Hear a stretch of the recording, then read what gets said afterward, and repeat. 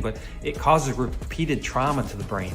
And over years and years of this happening, people can get what's called chronic traumatic encephalopathy, or CTE syndrome.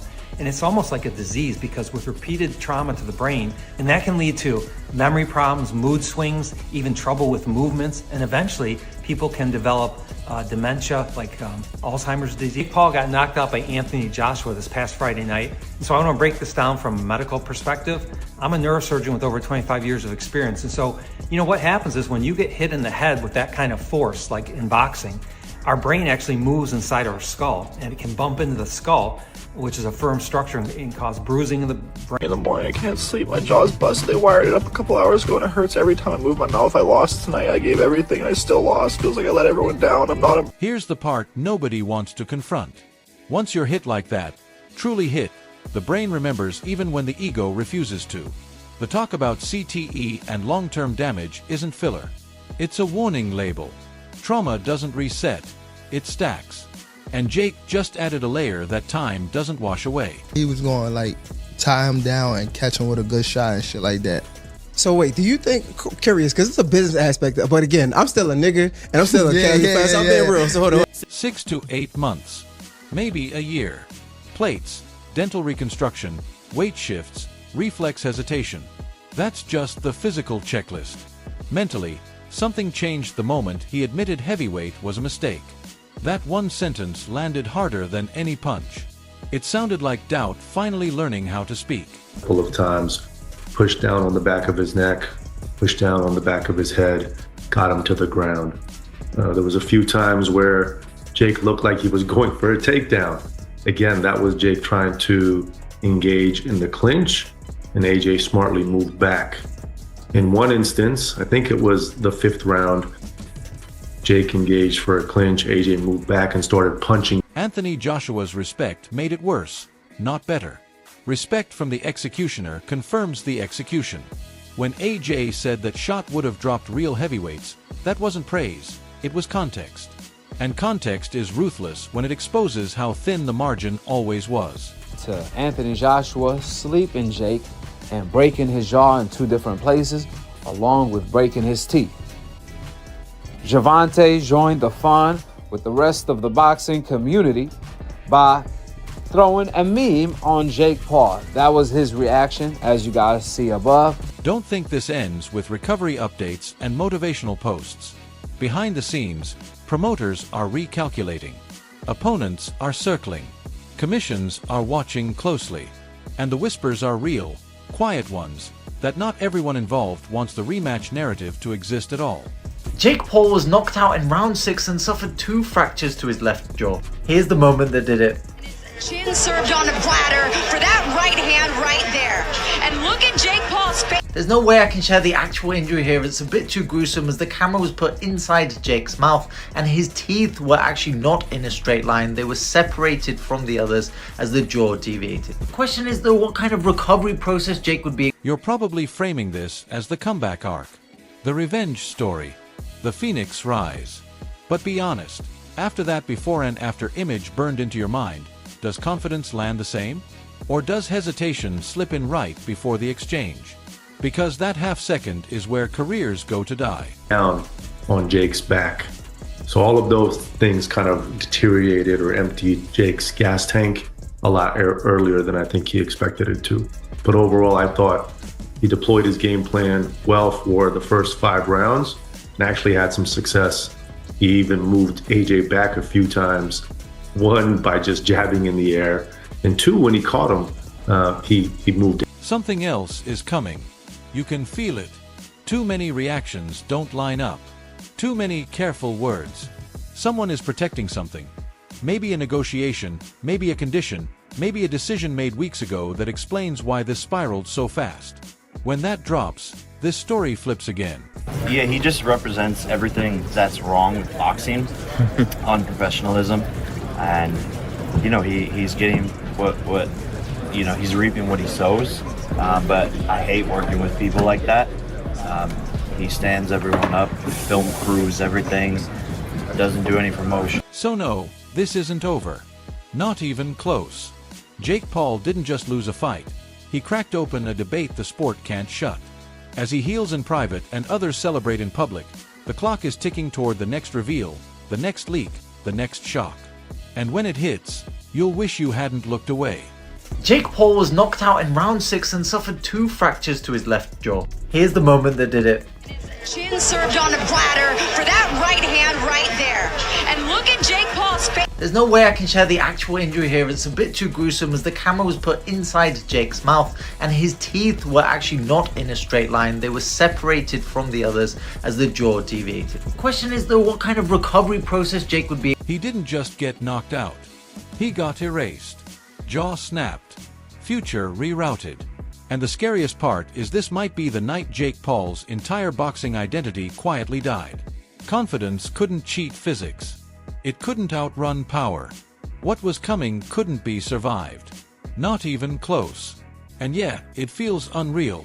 But it isn't. AJ came right back in and swung, but he did move him back. When this fight was first announced, you said to several media members that initially you weren't down for this fight. You thought it was just a little bit too much too soon, to paraphrase. Did he do better? Did Jake do better than you thought? Result aside, obviously you wanted him to win. You thought, I think by the end, that he was going to win, but did he actually do better than you thought initially? This wasn't a fight ending. It was a revelation. When Jake hit the canvas and stayed there, that wasn't exhaustion or bad luck. That was the sport screaming the truth back at him. And here's what nobody wants to say out loud yet. Something went wrong long before the final punch. Something structural. Something hidden. And someone in this story is lying. We're just not there yet. And doesn't do any posts, but it is what it is. I'm actually glad this all happened this way so that he doesn't get, the biggest paycheck of his life and just continues to be a piece of shit. You felt it when the tone changed. That split second when the arena went quiet and even the commentators hesitated. That's the sound of an illusion collapsing in real time. This wasn't Anthony Joshua peaking. This was Jake walking into a level of violence he never truly prepared for. And if you think this ends with a broken jaw, you're already behind. Toughness didn't save him. It just kept him upright long enough to absorb damage that rewrites careers. What cracked wasn't just bone. It was the boundary between influencer boxing and real heavyweight consequence. And doctors are whispering things they aren't ready to say on camera yet. Yeah, there's a lot of punching down, practicing, hitting below my knees, and a lot of speed. He warming up. We're now. sparring. That's what we need. We're sparring. Warm up. Some I know 8-year-olds. I got the 8-year-olds in there. If I find out anything, I'm gonna beat your ass and I'm gonna beat Jaden on Love ass. On my mama, I'm gonna beat both of y'all ass. On my mama. And he laughing. He know. You saw the x-rays. You saw the hospital post. What you didn't see was the panic behind the scenes. The speed of that surgery, the moment this stopped looking like a fight injury and started looking like a trauma case. That final right hand didn't just land.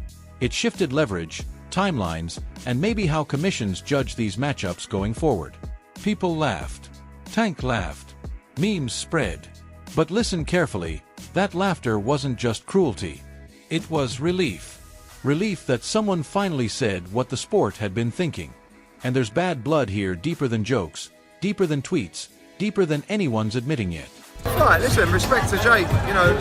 He was a tough guy in there. Obviously, he moved a lot and made it difficult for AJ.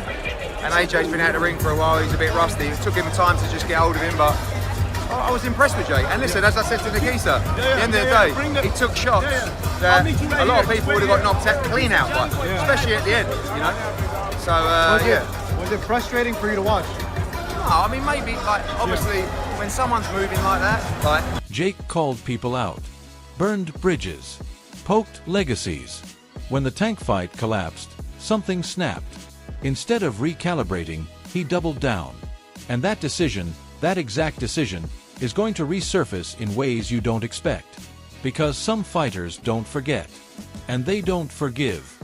Something ugly is coming. Respect to Jake Paul that we took a few rounds to get going because Jake was moving a lot and holding a lot, and it was difficult to nail him clean, I think. But eventually AJ took his time, cut him off and smashed him about. And listen, respect to Jake Paul, because that last shot, I know he shattered his jaw, but he would have knocked most heavyweights out. So I've got to give him credit. I was going to say, in the end, are you pleased with that? Because obviously everyone was saying... We'll argue that. He at least won 3. No one expected him to last that long. Rolled his ankle, broke his jaw, still fucking fighting, man. Like, that's toughness. You know, most people just wouldn't have the balls ever to step in a boxing ring in their life. He stepped in a boxing ring with one of the baddest men on the planet. Who's 40 pounds heavier than him is 6 inches taller. That's insane. He's one of the most skilled fighters on the planet, my brother. Or Jake would have moved around the ring at 100 miles an hour. There's 2 things I would have done. Tried to shut Jake down at 100 miles an hour, or I would have gone on the back foot. So Jake decided to move around the ring, and I decided to put the pressure on. What I could have done better is a lot of things. 100%. In the fight game, you've seen the amazing fighters that... We'll argue that. He at least won 3. No one expected him to last that long. Rolled his ankle, broke his jaw, still fucking fighting, man. Like, that's toughness. You know, most people just wouldn't have the balls ever to step in a boxing ring in their life.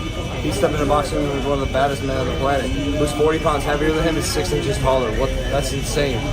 He's one of the most skilled fighters on the planet, my brother. Until then, the memes keep spreading. The debates keep raging. And the image that won't disappear is the same. Jake Paul smiling before the fight, broken afterward. A single before and after frame that tells the entire story without saying a word. Wicked fight. Respect to Jake Paul for taking the fight. Took a heavy shot, but you know what a fantastic fight he put on. But big well done to AJ. We knew from day one AJ was going to do it, but the better fighter was going to win. People said that Jake Paul was running. Do you feel like he ran, or do you like... I mean, against someone like AJ, AJ's a big guy, strong guy, and he can hurt you. So yeah, 100%, like, he's going to want to avoid his power, but you know what, he got caught in the corner and bang you out.